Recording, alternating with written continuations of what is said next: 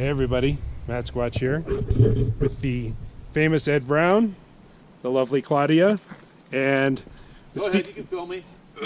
Steve over there putting on a shirt, and Steve Murillo from UPARS. And Claudia, where are we? We are in Lake Arrowhead. Doesn't this look so innocent, you guys? Just a nice little trail off some homes right behind you. And it's just like, this is a nice little walk for a family, you know? A little residential area. Just a little here nice little us. like hike, yeah. A little bit of a nature walk. We're going to get a little sign made put right here that says Bigfoot crossing or something, you know? So Yeah, that'd be cool.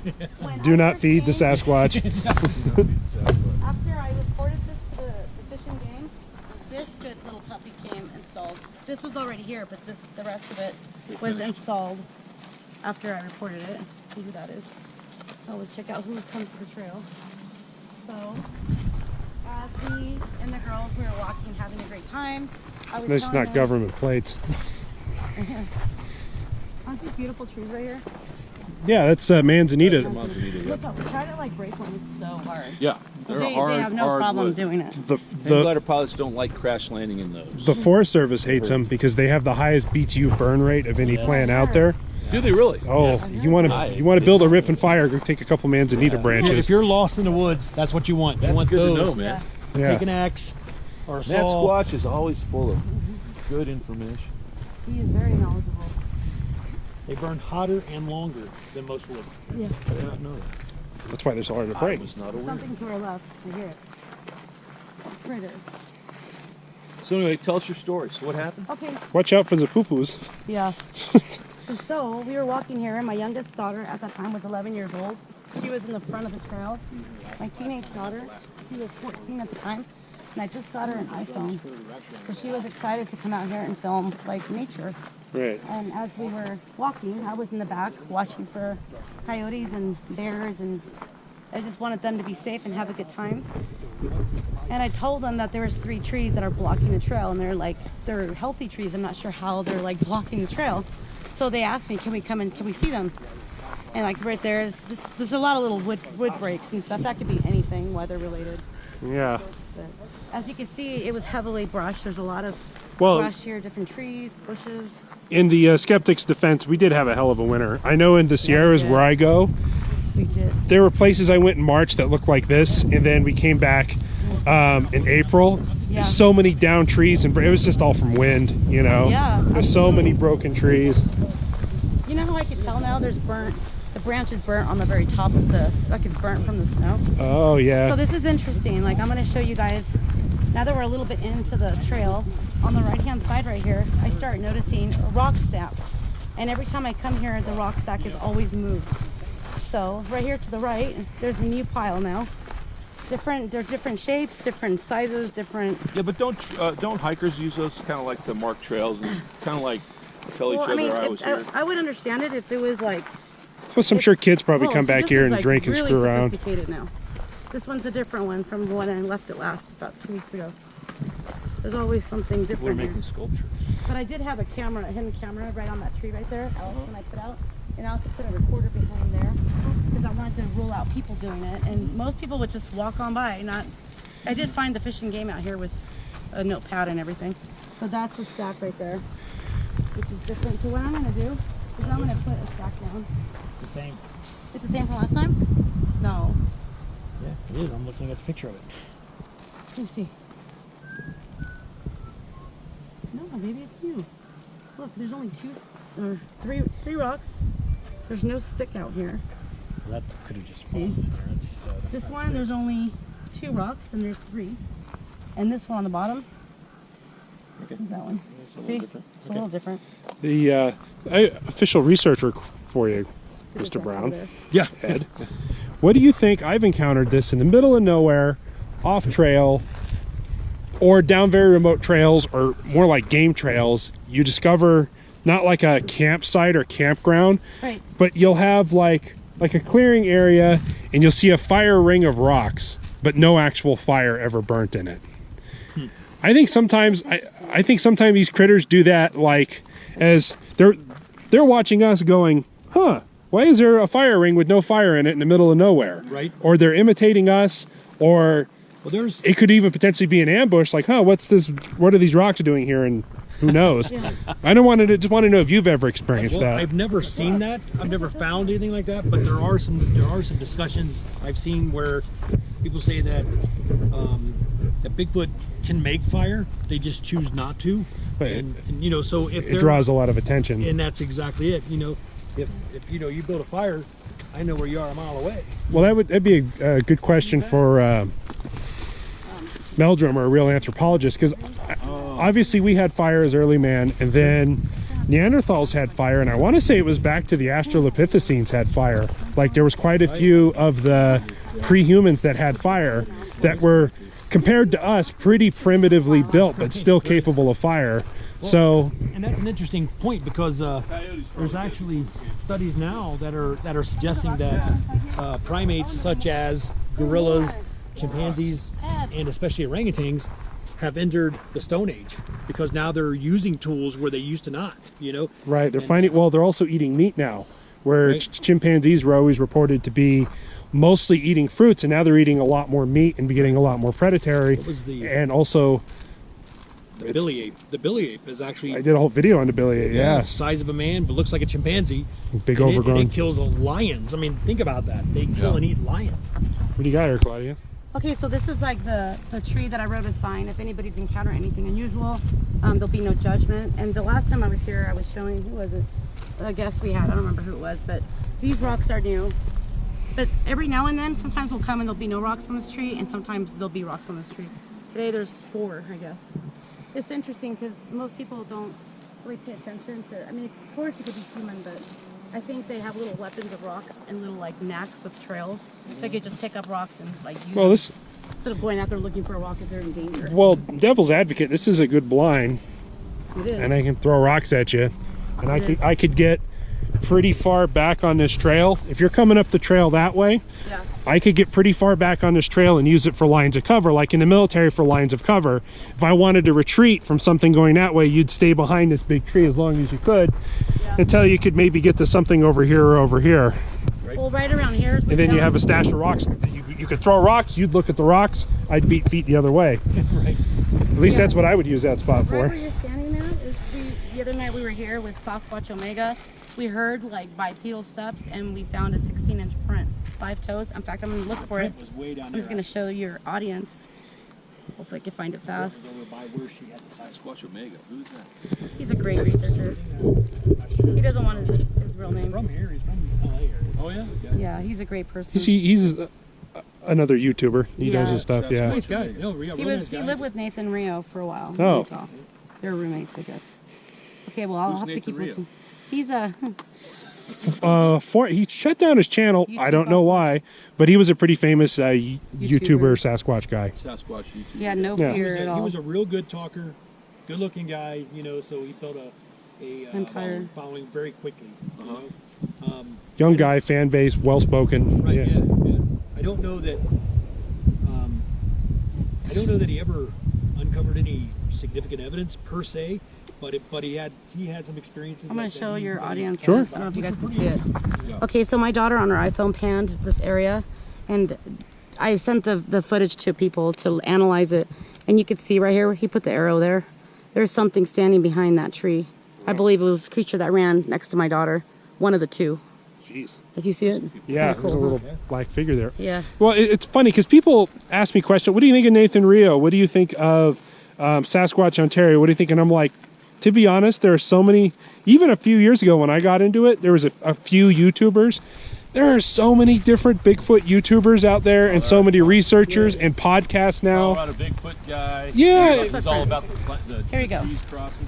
Let me show the audience. Ontario Bigfoot guy. Okay, so right He's over got here. The talking Bigfoot. Wow. You see it? Yeah. Here, Steve. See, I see little kids here, and Hello, my I can friend. tell them. Well, Oh, that's We no. found this right here. No, that you night. did not. Yes, a Sasquatch Omega did actually. Yeah, there it is. Yeah. well, and it's like I was telling Wow, people, shut it's the like front door, man. That's pretty cool. I'd have to watch videos and listen to Was it podcasts that big? 18 hours a day to Yeah, keep it up with was, everybody. yeah. I know. It's just so much. Yeah. And everybody's like, what do you think of this guy? And I'm like, I don't know. He puts out material. Right now, wear a size in my 14, it heart, was bigger I'm than looking my at this It family. was. Yeah. Okay. It's all family. And I'm thinking, please watch your babies. Please watch them. They don't know what's on this trail. That's a big sand splash pit. That's a Right 6 there. Yeah, it's pretty neat. Those darn sand splashes running around They, up here. they were Nice here T-shirt. You like it? about- Hey, that's a tax write-off. So we were I having a got mine good at time. Bigfoot's Are Us. Yeah. No, I love Bigfoot Ontario. That is a strange channel. Oh, he's a good friend of mine. Is he? Matt Sasquatch. Yeah, his name is Matt. Nat. He's There's another one that kind of puts a question on my mind because it's like I like him. Mike. Oh yeah. Non-judgmental. I don't know the guy or his material super well, but he thinks he's kind of a demonic origin type guy, right? is he? He's very spiritual. Yeah. This is something obviously was up on this tree. There are branches broken. I don't know if it was a bear. or Looks like what. something fell out of the And then tree. That's what something we very saw, big yes. was compressed in this area about a month ago. That's new. It happened a long time before that because the branches break so long. It wasn't that I was here without. About a year ago. It was a year ago. Because a friend of mine called, and it was Constitution Park time in Manhattan Beach, and they were at Constitution Park, so it was right around this time. Yeah, whatever it was. I mean, we found that 18 months ago. And it began to break the hole. That's what's so weird. Not that it happened a lot.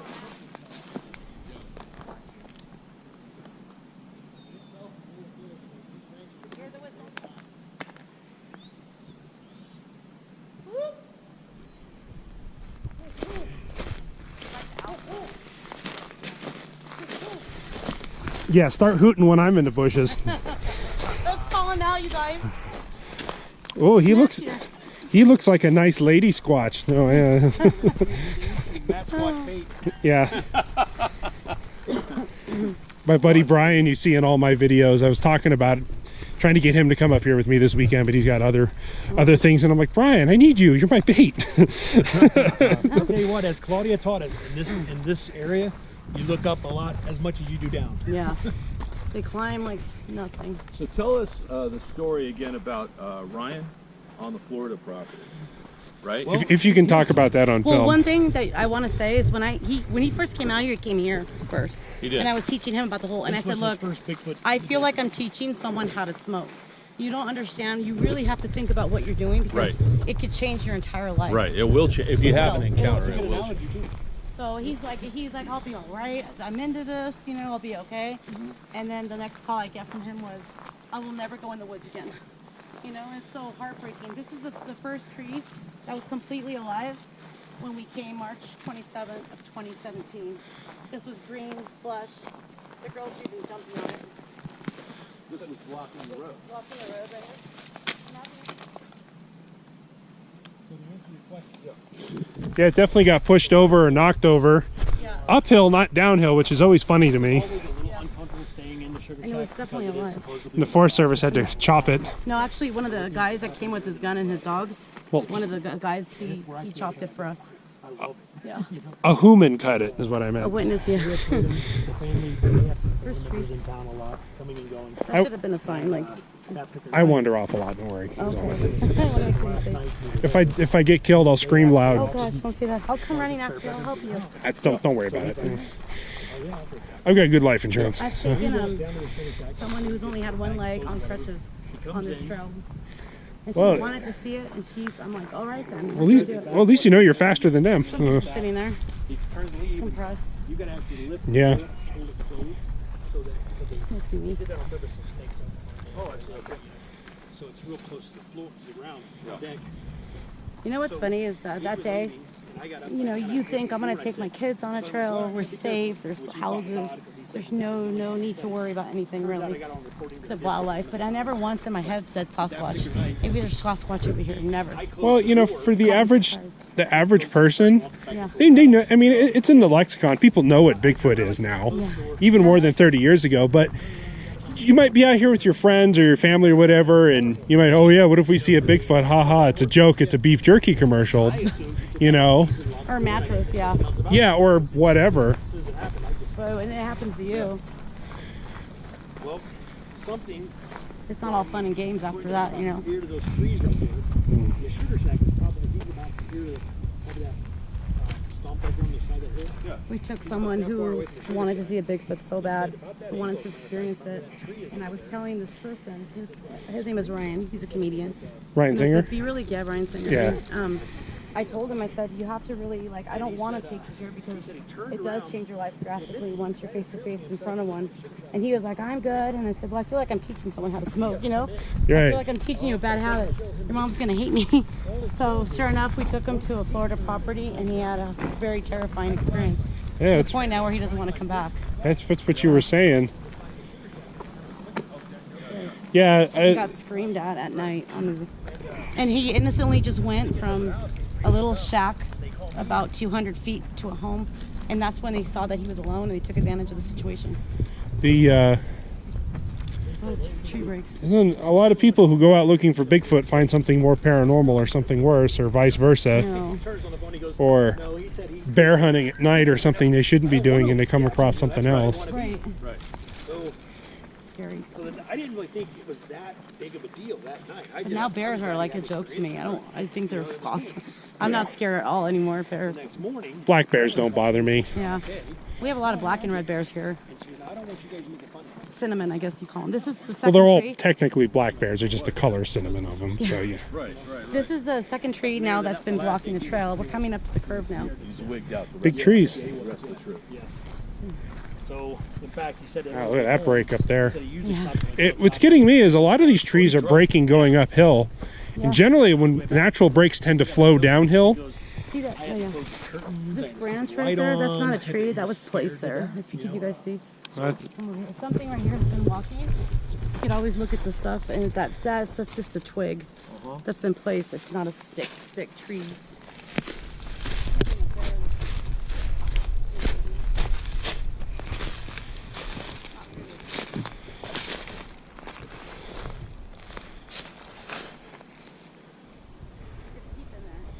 oh yeah. And then I'm going to show you the smart tree break. To your right, my right.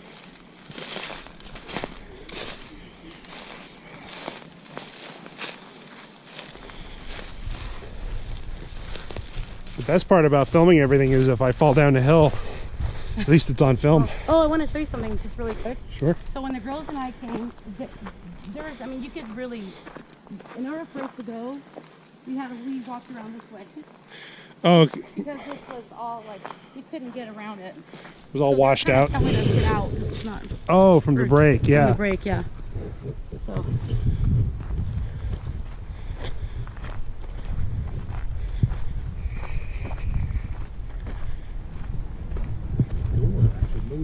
I have it if you need it. And then right over here, there's tree breaks. That one is fresh. That one right there.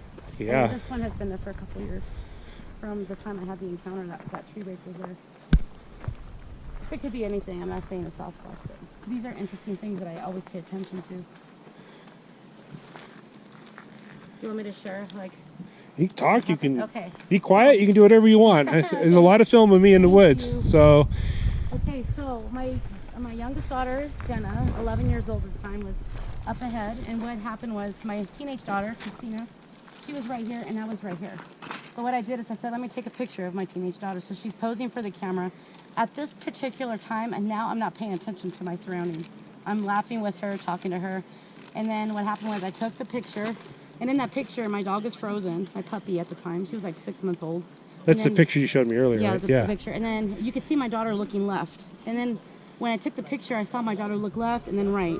So I'm looking at her thinking, oh shoot, she's seeing something. Because right now, she just went around the bend and now she's frozen. Stare. She's just completely frozen. My teenage daughter, she doesn't even notice what I'm paying attention to. So what happened was, I took the picture, and then what happened was, I see my teenage daughter now with my youngest daughter, and they're frozen. So in my heart, as a mother, I'm thinking, oh my God, there's something in front of them. Literally, I thought a bear. Something big's in front of them. They're scared. Yeah. So what I do is I run. I run with my nursing shoes, by the way. I have bear spray and my cell phone. I run, and then as I'm right here, there's a tree blocking this right now. My daughter turns around and she looks mortified. Like she went like, like, oh, kids, mom, like she's trying to tell me something's right there. Right. Just with her expression. I jump over the tree, believe it or not, and I'm like, oh no, oh no, this isn't happening. So I'm walking, and he's right in front of me in that beam. And then right over here, my daughters are right there now, about 20, 30 feet probably. Something in my head says, don't get any closer. So I stop. Then I raise my hand, and I have bear spray and my cell phone. And I said, we come in peace. That's what I said. Which was. You said we come in peace. We come in peace. And here I'm like, I'm trying to tell her, look, I don't have a gun. Yeah. And here I have a big old can of bear spray, right? Yeah. So I'm like, okay, we come in peace. And then I'm asking my daughters, do you see a head? Do you see shoulders? Do you see eyes? Like, and they're like, yes. And then all of a sudden, I see him like look at the three of us. I see him turn his head. And then at that point, he grabs his big, huge hands and scratches his face. Like, he had no concern about us hurting him, nothing. So then he looks at my daughters again. This time I'm like, oh no. I knew what he was looking at. Yeah. So at that point, I went, whoop, and then he was like, wait a second, did you just Whoop at me. Whooped at me, yeah. So, and I was trying to tell it two things. I'll look at the camera. I was trying to tell it two things. One is, I know about your kind. Second is, you have to get through me to get through my kids, Yeah. So at that point, I was like asking my daughters, are you seeing this? Little did I know that two of them ran right over here, 10 feet from my daughter. She said it was about 10 to 20 feet. And they ran behind the big guy right over here. Now I'm going to show you how big this creature was. This is an interesting spot here. It is interesting. This It's is a perfect place to look. From right there, Yeah. you could see the kids could be down here playing, and you can see somebody coming from that direction. You can just turn your head to the left and see people coming from that direction. So you can see both ways in that spot. Well, you have a log here that looks like it's blocking some kind of a game trail, then another one here. And you see there's a brush line that comes right up here, even with these small little pieces. This is a perfect little, I'm just thinking tactically, sneak up area. And then this tree got cut at some point and rolled over. And that's the tree where the creature was. Over there? Yeah, I'm going to show you like something, I don't know. I didn't see it happen, nor did I hear it happen. But Steve thinks this is an old tree, and anything could have broken it. But that was a fresh break in the video. And I believe that when he was climbing this enormous tree. You mean way up there? Yeah, he's in the tree right here. He was up in the V That's of that the V tree. right there. Wow. That's about, 25 feet up, 30 feet up, 25 feet up. 10, 20 feet up. Yeah. We came up here last winter. She did an interview with a couple doing a documentary, and there was snow on the ground, and there was a great track of items. Really? Beautiful. I mean, Were they Bigfoot? they had melted, so they'd been there for a few days. This is the tree right here. They were probably they were straight. Isn't it crazy? So I believe that when he was climbing up this tree, I feel that he broke this branch off. Because in the video, you could see, Ed, okay, that creature that I see that I think is down below, besides the big guy and the V, how tall would he be then? Too tall? How tall are you? I'm 5 feet. You're 5 foot even. Okay. Don't ask me my weight. So I believe there's two down here. I believe they ran right here with the big one. But I didn't see, because you know how it's like an embankment? All I was looking at was the big guy. For you to see that, if it was on the ground, for you to see that from where you were on the camera, it would have to be, because its head would have been right there at the bottom of that limb that's broken. Right. So if there was something standing there, you're talking something that's almost 20 feet tall. Well, I mean, no, not really. If he was like 10 feet, that would be right below this branch, right? If you double you, that's 10 That feet. would be like 15-foot Sasquatch. No way. More than likely, he might have been halfway shimmied up a tree or something. Well, I could see that he has like a white thing on his forehead. I don't know. He might have been halfway up the tree or half climbed down it. I would consider that more. Right behind. He was at an angle, Matt, just so you know. Yeah. He was in between the V. He was by that opening. So imagine his head, like in the video, you could see his head. Yeah. He had like 3 or 4 of our heads. Yeah, I think he was hanging on or clamped onto the Well, tree, Claudia. There's another tree back behind the V. I think that his body weight was on there. It wasn't dead at the time. Oh, okay. So I think he was perched on that Yeah, he was probably hanging on in that little... on a horse type. Yeah. I think that makes more sense. This is new. Of course, could have fallen off, but it's amazing. Yeah. Something's been sitting here. or maybe it's a bear or something looking for. Ground squirrels and grubs. And right over here.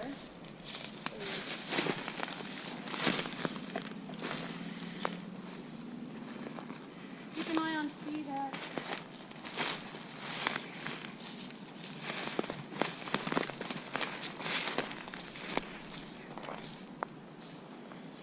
Look at that clearing in that line of trees there. I used to have a tire right here. There was a tire right here. And I left. Are you whistling that? Okay. So there was a recorder that I put right here. And I had a camera like right around here facing this tree. And when I came back, like this whole area was demolished. Like the tire was thrown. Like they got really upset that I left like electronics or cameras. So I'm gonna leave this here. Wow. I want to show you something, just for those who want to learn. This is my advice. Like Yeah, I said, go for it. nobody's an expert. But and the way I got DNA, a lot of the ways, is what I did is I got bacon grease. There's Oh. like bacon and bacon grease here, And old cookies and stuff. and old cookies and stuff. I don't recommend you feed the wildlife at all. This is just to get DNA. But what I did is I got a string, like thread, and I put a parameter around it, about 8 feet tall, 7 feet tall. So when something would walk by, the string was broken. So something big and tall walked by. And what I did is I put tape, double-sided duct tape, on the tree, and I put bacon on top. So when they were like getting the bacon, their hair got stuck to the tape, and that's how I retrieved some You DNA. gave Alex some hair, did you not? Yes, that's real Sasquatch. And put it under a scope, under a light, and it turns colors weird, like green, red, yellow. Huh. No, I forget the name of it. Medulla, something like that. It's the Are you leaving them like hand lotion? yeah, I leave them like just things that they'd be curious to use. I did make a voice activated book. Did you know about my book? I remember that last That's an time. interesting story too. What? About the Sorry to book. interrupt you, Matt. What were you saying? well, from a lot of the hair samples I've seen, they don't have the, I think it's a medulla or whatever it's called, but most human hair and a lot of other hair has this dark, even if it's a blonde hair, it has this dark core root, whatever you want to call it. And a lot of the Sasquatch supposed samples, because don't have that, which would make light transmission. If you're in the sun, you'd look lighter. If you're in the dark, you'd look darker. Right. It's a lot more neutral type blending versus if you're dark standing in the sun kind of a thing. Mm-hmm. Yeah. That's actually my biggest issue with the science approach to this is they get hair samples and they call it unknown primate. Right. And you hear about that a lot. Right. Why not give it a name? Call it Animal X. Just call it Animal X. Right. Then when somebody else finds something and it says, okay, it's an unknown primate, compare it to Animal X and Right. say, okay, now we got Animal X here and Animal X here. We know it's the same Animal X, type of animal. Animal Y, or Exactly. Give it a name and then start comparing things to that. Instead of saying, well, it's an unknown primate, we don't know what it is. It's not going to happen. So They're they've not gotta going to. Of course open it's not that- going to happen. they've gotta But open that's that my can that's to my get when this stuff. someone I talks love, like, about glass jars. you We've know opened a glass the jar. science How do you side know of it, what glass and is it? believe me, I If consider I break myself to be a this science. off, I understand the I don't know. science. Yeah, side of yeah, it. yeah. And I think it's Yeah. They go important. through trash. That's true. But Yeah, They go that's through true. trash. if you're not going to classify what you're So getting, when I left the recorder, then what are you going to compare it to? oh, I always leave like look at So And it's one of those things where like lab in Nebraska, lab in New York State, lab in Maine, lab in Washington, lab in Southern California. Hey, you guys are all going to have similar coyote, similar bear profile, similar whitetail, mule deer, whatever, spotted skunk, and you think you would be like, okay, well, this is unknown primate. All right, well, let's save that as unknown primate, and you'd have some kind of a database or a collection sharing. exactly. Because in areas that reportedly don't have mountain lions, like in the Northeast, they keep having sightings and they catch them on camera, and they find hares sometimes, and they find scat, and it's like, okay, well, how do they know to compare that if they're not already there? You have to have a database, Yes. but I think we're asking too much, Well, I think and it's on purpose, really. yes, and I guess I should say there's another. what comes up. The other side of that sword is Yeah. they also say I've seen unknown primate, but human. Yeah.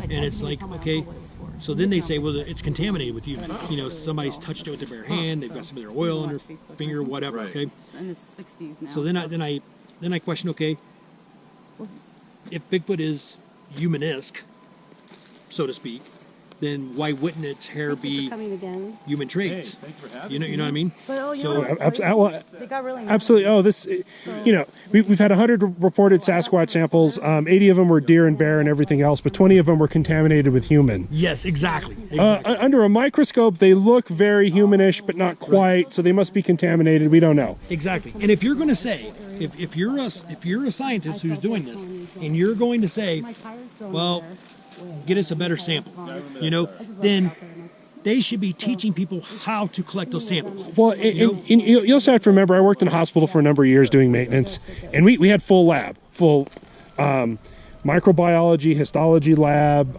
coroner lab, full lab, everything. And we even had a research building that had a whole bunch of other labs. They had lab rats and mice, and they were doing cures for cancer and all that other kind of stuff on mice. The head doctor who is maybe in charge there has a PhD and is in academia somewhere. But the average lab worker, the person you see with the lab coat who's sitting there under the microphone, some of them have 2 years degrees, some of them have 4-year degrees, some of them have like a vocational outpatient thing like a phlebotomist, where it's almost like a nursing type program. So you don't have, you know, and when you're this person, you're like, well, I compare these samples all day long. 90% of the samples we get, I compare to these other 50 samples we have. So they get something out of the ordinary and they say, well, we don't know what it is. Next slide. They're a regular person clocking in and out of a job. Right. They're not a quote unquote scientist, researcher, PhD doctor person who's trying to be on the cutting edge of science. They just go, well, we don't know what this is. Next, what's the next sample somebody sent $200 in a sample into? Yes, but that is exactly what they want you to think. They want you to think that it's only PhDs and professionals and 8-year, you know, education people who are getting that information, who are doing that with the information. Right. Oh, I'm sure it travels uphill. I'm sure there's some doctor sitting in the office who's in charge of the staff who knows exactly what's going on. And or may has a suspicion, or from somebody above him told him, hey, you get something that looks like this, don't worry about it. Absolutely right. And you know, and then the average lab guy said, hey, he told me not to worry about it. I want to go home, you know? Well, years ago, and this is a great analogy of exactly what you're talking about. Years ago, I used to design restaurants, right? Oh, cool. I wasn't an architect. I could do all the drawings, which I did. Then we had to send those drawings off to an architect to have an architect sign it. You're right. That's because I wasn't an architect. I wasn't allowed to sign off on it. Right. They would generally say, hey, this needs to be done, this needs to be They done. tweak I go things, back, yeah. I fix it, I send it back, they sign it. This goes several times and they end up signing it. Yeah. The point of that is, the work I was doing, even though I'm not an architect, was being signed off by an architect. So yeah. To the client, it looked like an architect did it. Well, that's just like a vocational nurse is supervised by an RN is supervised by a doctor, a physician's assistant is supervised by a physician, and they're all under whatever doctor is on there. And there's a charge nurse that reports to that doctor. Sure. And it's the same thing in labs. You have a lab technician, you have a lab supervisor, you have head of the lab, you know. Somebody has to okay it. And at a certain point, they just want to go home and watch football or something too. Hear that whistle? They did. I heard the whistle. Would not. But me anyway.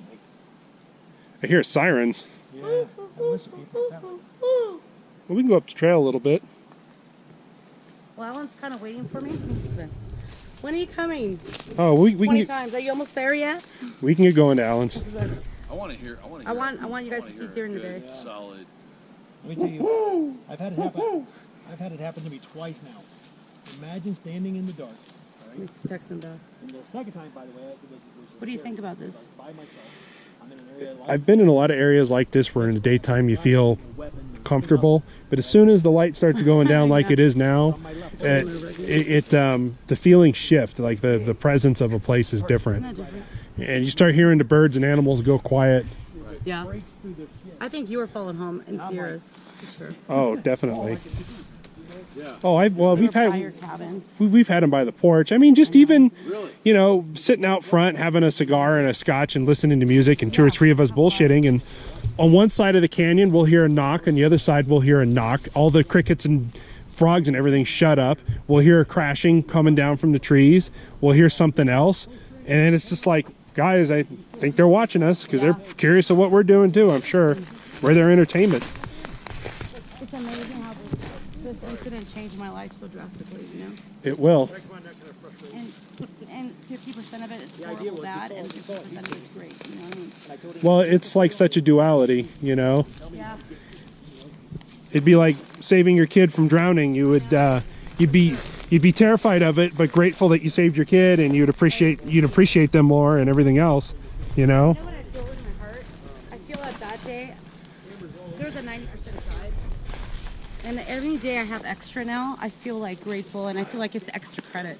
I don't think you were that close to death. I think there was a strong possibility, but I think these things also know that if a human goes missing, more humans show up. Oh yeah, I believe that too. I think there's a lot of intimidation and fear, and I think there's a lot of intimidation and fear with these things, and I think people do go missing, but I think they understand there's consequences of somebody going down a trail and not coming back. Right.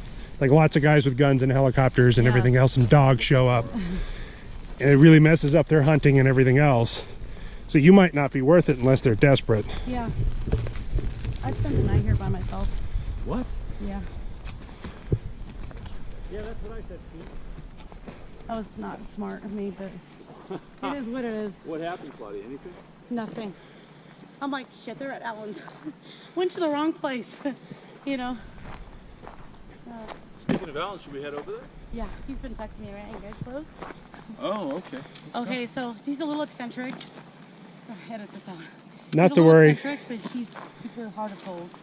So when we first get there, he'll be sitting in this kitchen. All right, guys, I'm going to save my battery. We're going to Oh, let me go Facebook Live. we're gonna switch off on this location. We're going to go to a gentleman's house who's having a problem. We'll go over everything there.